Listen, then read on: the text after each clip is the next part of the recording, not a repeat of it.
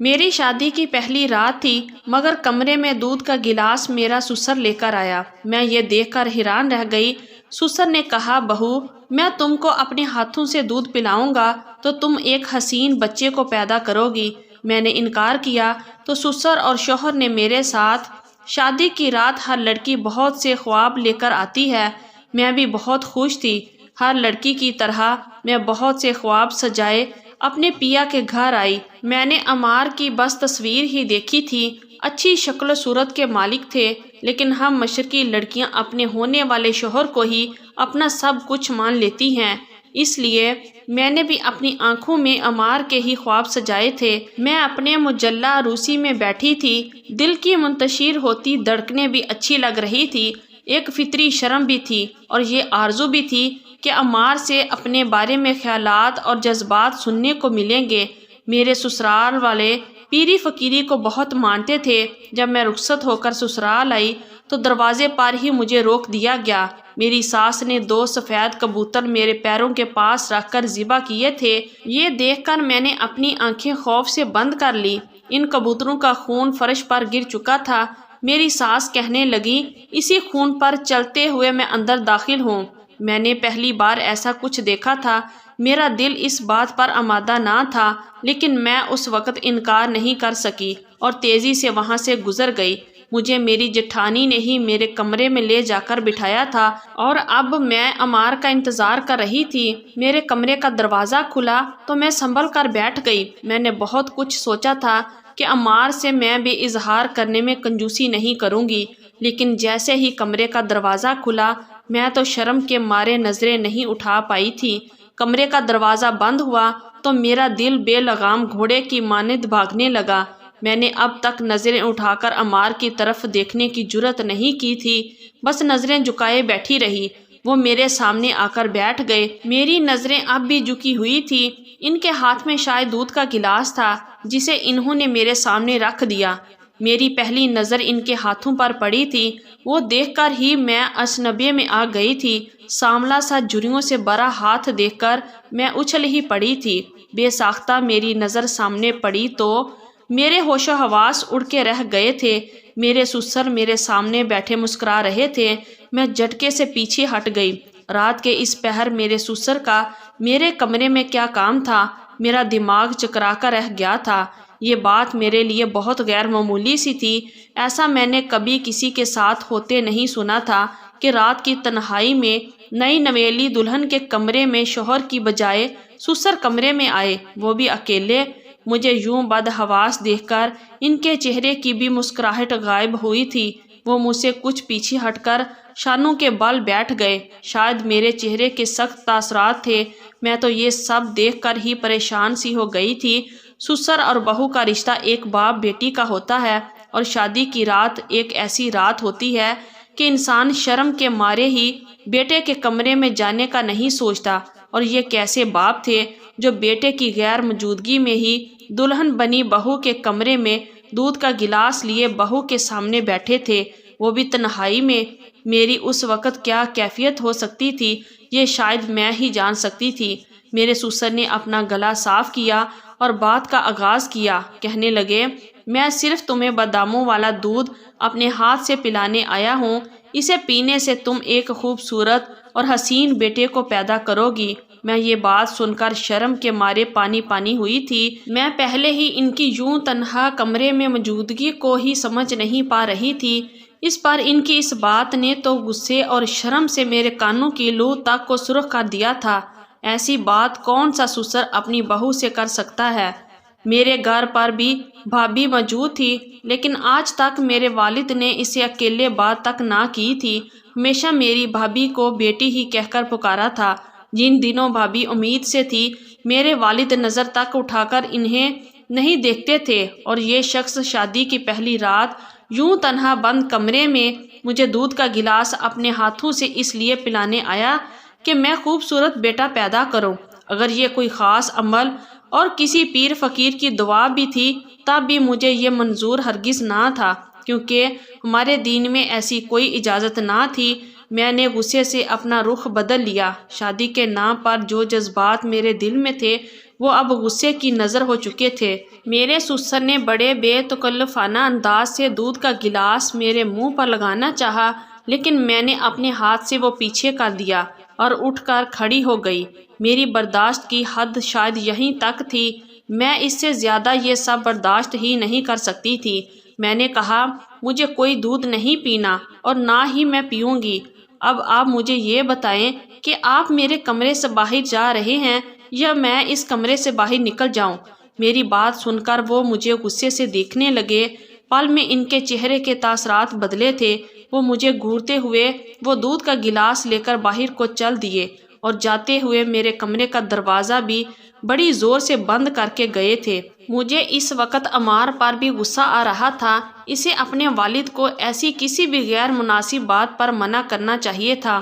میں ابھی یہی سوچ رہی تھی جب میرے کمرے کا دروازہ پھر سے کھلا تھا اور میری ساس میرے سسر کے ساتھ وہی دودھ کا گلاس لے کر اندر داخل ہوئی تھی اور انتہائی غصے میں تھی۔ مجھ سے کہنے لگی، شرم نہیں آئی تمہیں سسر سے یوں بدتمیزی کرتے ہوئے؟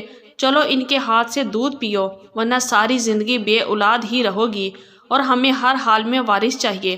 میں اپنی ساس کی بات اور لہجہ سن کر مزید حیران ہوئی تھی۔ کس قسم کے بے شرم لوگ تھے؟ میں نے کہا، میں ان سب باتوں کو نہیں مانتی۔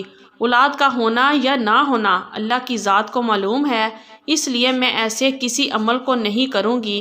میرا یہ کہنا تھا کہ میری ساس اونچی آواز سے عمار کو پکارنے لگی۔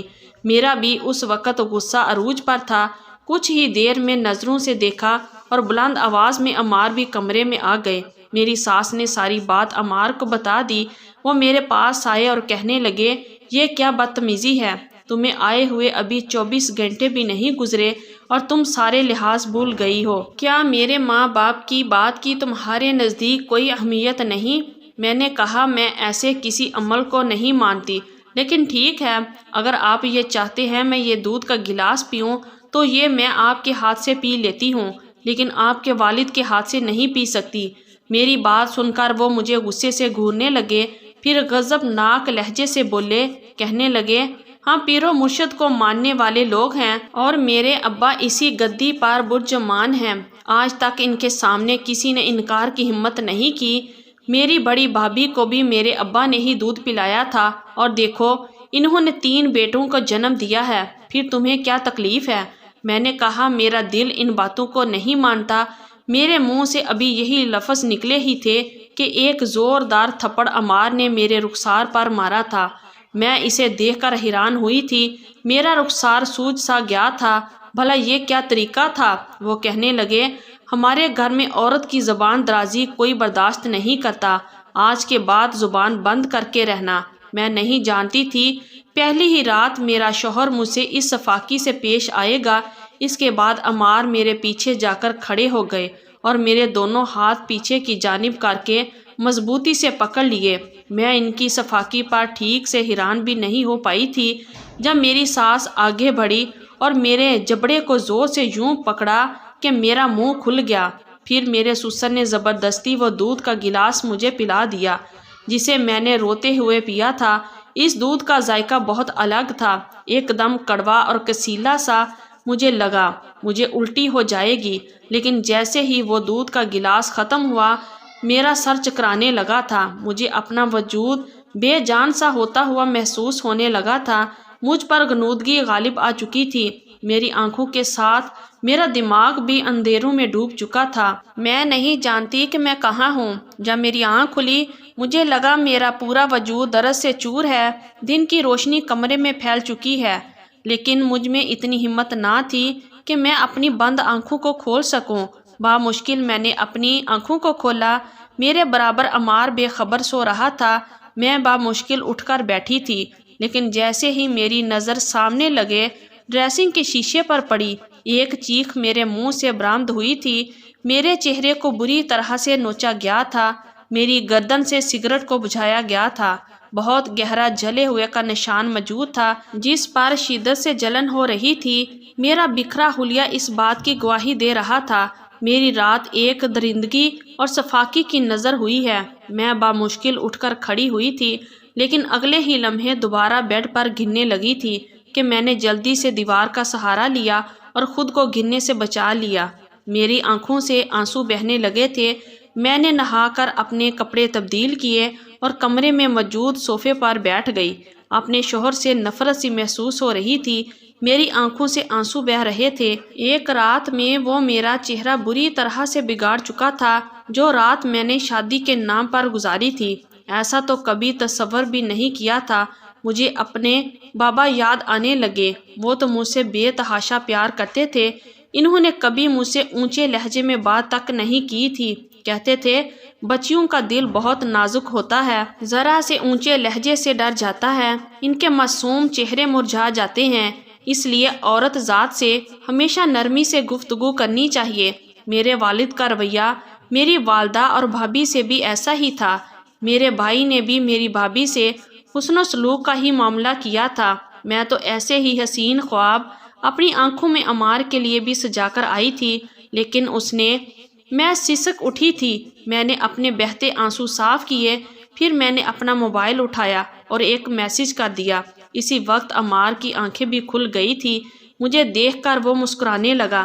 مجھے اس وقت اس کی شکل بھی زہر لگ رہی تھی۔ وہ اٹھ کر میرے پاس آ گیا، کہنے لگا خود کو آئینے میں تو تم دیکھ ہی چکی ہوگی، یہ سب تمہاری نافرمانی کا انجام ہے۔ آئندہ اگر میرے یا میرے گھر والوں کی کسی بات پر انکار کرنے کا سوچا تو اس سے زیادہ برا حشر کروں گا تمہارا۔ میں نے تنفر سے اسے دیکھا تھا لیکن کہا کچھ نہیں۔ کچھ دیر بعد میرے سسرال کے باہر میرا بھائی اور میرے والد پولیس کے ساتھ کھڑے تھے، کیونکہ میں انہیں واٹس ایپ پر اپنی تصویر بھیج چکی تھی اور ساری بات بھی میسج پر بتا چکی تھی۔ میرا حشر دیکھ کر میرے والد مجھے ساتھ لگائے پھوٹ پھوٹ کر رونے لگے۔ عمار اور اس کے والد کو پولیس نے حراست میں لے لیا تھا۔ میری جٹھانی جو 4 سال سے ان کے ستم کا شکار تھی، وہ بھی بول اٹھی۔ میرا جیٹھ بھی اس کے ساتھ پیری فقیری کے نام پر ایسی جہالت کرتا تھا۔ وہ لوگ جھوٹے پیر بنے ہوئے تھے، لوگوں کے سامنے اپنا رعب دبدبا جمانے کے لیے اپنی بیوی کے ساتھ بدسلوکی کرتے تھے، انہیں مارتے پیٹتے تھے۔ میں واپس اپنے گھر آ چکی تھی، عمار سے خلا لے چکی تھی۔ میرے والد میرے سامنے شرمندہ سے تھے، کہنے لگے مجھ سے کیسے اتنی بڑی بھول ہو گئی، مجھے رشتہ کرنے سے پہلے اچھی طرح سے تحقیق کروانی چاہیے تھی۔ مجھے تو لگا کہ نیک لوگ ہیں، لیکن یہ نہیں جانتا تھا کہ لوگ کیسے کیسے لبادے اوڑھ کر دوسروں کو دھوکہ دیتے ہیں۔ باپ سے کوئی شکایت نہ تھی، لیکن میں نے بر وقت ٹھیک فیصلہ کیا۔ اگر میں وہ صفاقی صرف اس لیے برداشت کرتی جاتی کہ مجھے ہر حال میں گھر بسانا ہے، تو شاید ظلم کرنے والوں کو خود پر اور بھی طاقتور بنا دیتی۔ تو یہ تھی ہماری آج کی سٹوری۔ اگر آپ لوگوں کو اچھی لگی ہے تو پلیز ویڈیو کو لائک کیجیے اور ہمارے چینل کو بھی سبسکرائب کیجیے۔ شکریہ، اللہ حافظ۔